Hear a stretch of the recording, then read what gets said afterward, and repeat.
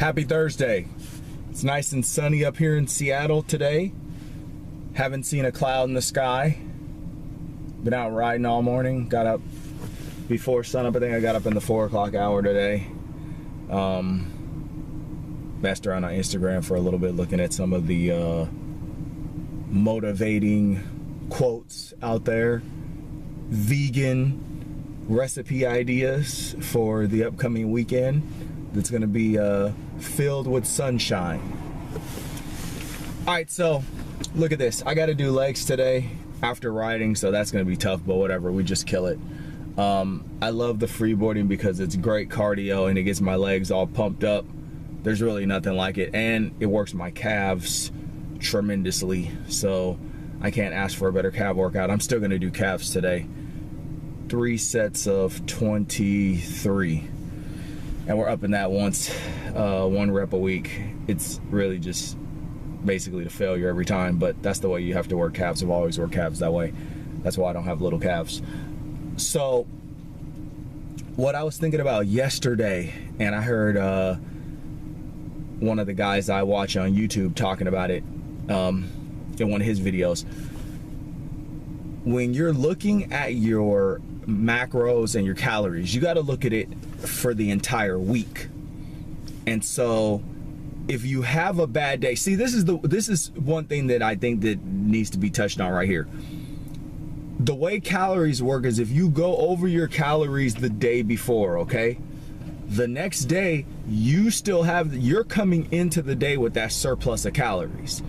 So if you're not like fasting that entire morning and maybe working out fasted, which I think is the only option, that's the only time I will be cool with going over on my calories, is if I'm gonna fast all night and then work out fasted and then watch my calories the next day. But that I just told you what you have to do. You have to basically fast all day to the point in the day where you can eat less calories and then gobble up those calories from the day before. So you have to look at it weekly as far as like loss is concerned. You can't look at it daily. See, a lot of people want to do it daily, and that's fine, you know, but that really is like a self-destructive way to look at calories, you know, because realistically this, maybe you should look at it in like either 7 days or 10 days. I can't tell you what works for you. I just throw out ideas. But maybe it's the 7-day thing, maybe it's the 10-day thing. But what you need to look at is, when are you weighing yourself? I mean, you're supposed to weigh yourself every day, but what are your goals? See, mine are 7 days. So basically, I want to wake 7 days, every 7 days, I want to be 2 pounds lighter. You know, that's my goal. Every 7 days, I want to be 2 pounds lighter. And I tell myself that every day. I write it down. 7 days, 2 pounds less. 7 days, 2 pounds less. Okay? But that's me. Your thing could be 10 days, 2 pounds less. And that's fine. You know, no one's in a hurry. I guess I'm kind of in a hurry, but that's more because I'm trying to get the most out of my summer as far as riding is concerned, so I need to get weight off. It's less of a physique thing than it is a, performance thing. Less weight, better performance, fun, season of riding, maybe get a little better. I probably will back it off. I'll probably go to the 10-day thing. That's probably smarter, but whatever. I used to do 10 days. Yeah, we'll just do 10 days. I'll do 10 days from now on out. 10 days, 2 pounds. That's cool. So, as I said, look at, if you're looking at me, I'm looking at 2,400 calories. So, let's pull out the calculator. I know 7 times 25 is, so 175. So, what's that, 17,500 calories? Something like that. 17,500 calories minus 7. So 10,000 calories or something like that. Minus 700. So it's like 16,000 calories or something like that. I'll look it up anyway. None of us are in a hurry, are we? 2,400 times Yeah, 16,800. So I was, you know, right around there. So if it's 10 days, then it's 24,000 calories.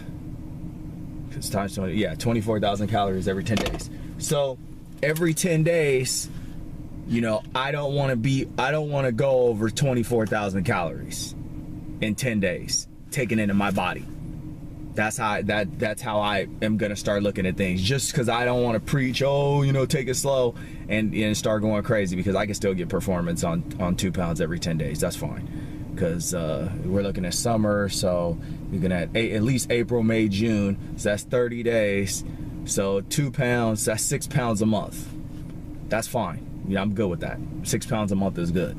6 pounds a month is 18 pounds. So basically like 20 pounds, yeah, that's fine. So basically walking into July and still having a lot of riding time, July, August, September, and probably most of October too. So yeah, do it like that, you know? And you know, that's what I'm talking about. I'm talking about just the little bit of things that I do to, you know, to regulate things, to track my calories, because it's hard. As I always say, it's not an easy thing, and I know everyone that watches the videos, they haven't had the kind of success I've had. See, when you haven't had that kind of success, when you haven't had that taste of great success, which I have had, you know, I've had great successful weight loss in the past. Great. You know, I chose to bulk back up. It wasn't that I didn't have my weight under control. I had my weight under control, but I wanted to start lifting again, you know, because I was looking really flat, you know, and I just didn't like it, you know. But I had got a lot of weight off, especially since my top heaviest after my injury, I was up to 280, and I got down into the 170s. So, you know, call it what you want, but you know, I was just flat. So every 7 days, you're tracking calories every 7 days. You know what your fat loss calories are. You're keeping your calories like that every day. If you go over, again, understand, you have got to lower your calories the next day after you go over.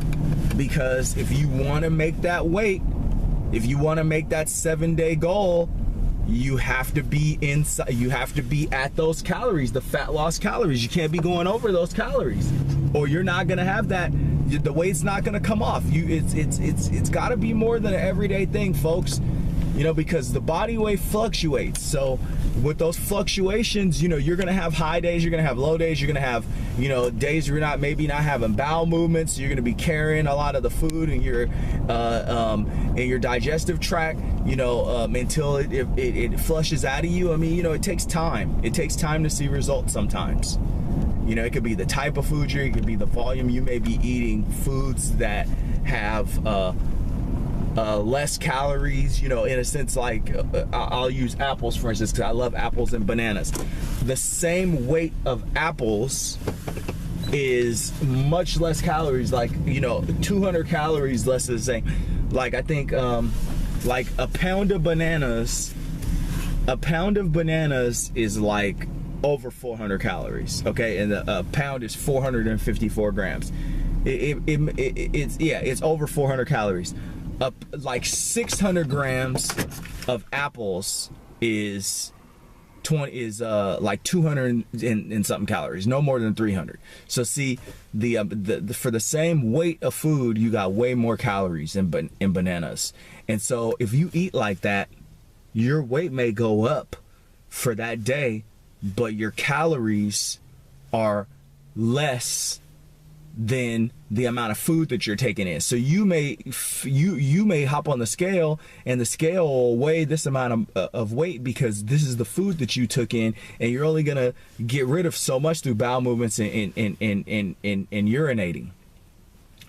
And so you can't always go off of the scale like that. That's why you do it every 7 or 10 days. I think 10 days is better because the weight fluctuates so much that, you know, it's difficult to really get a good reading every 7 days. 10 days is better. I did 10 days back when I cut like 50 pounds. The last time I cut like 50, 60 pounds. I did every 10 days. And yeah, I think that cut took like, man, it went from like September to like May. I lost 60 pounds from that period of time, September to May. So September, October, November, December, January, February, March, April, May. 9 months. 60 pounds. So yeah, you can do it. Anyone can do it. It just, you know, it's all about the mindset, people. You know, nothing's easy. You know, you shouldn't even think this is going to be easy. You should think that it's going to be difficult, and it's going to take time to learn your body, and it's going to take time for you to find that sweet spot of eating all the things that you like that are within the Endomorph diet, and, you know, and strategizing those meals, man. I mean, you know, it's not an easy lifestyle, but once you get smaller, once you get lean, once you get that physical look that you want, you're gonna feel much better about yourself. And I think more than anything, you're gonna feel like you are in control of your life. That's what's most important, is feeling that you're in control. Because a lot of us, including myself, you know, when I don't have control of like my physical, you know, I do so many physical things, always have, and I've been at a point, you know, in my life where I've been able to perform at a high level. When I'm not performing at that high level, I just don't feel, you know, I don't feel ready, you know, and it's not a good feeling for me. It pours over into other things. It doesn't really stop my motivation or my drive or anything, but I just feel like, oh, I got to commit more time to this, or, you know, this sucks up more of my day when I could be reading books or learning or trying to figure out a better way to be a parent or something like that. Instead, I'm worried about these calories and learning more about fitness and all this other stuff so I can get, you know, get the weight off, or, you know, it takes a lot of your time up when you don't have, you know, when you don't have it dialed in. Okay, so 7 days or 10 days. Happy Thursday.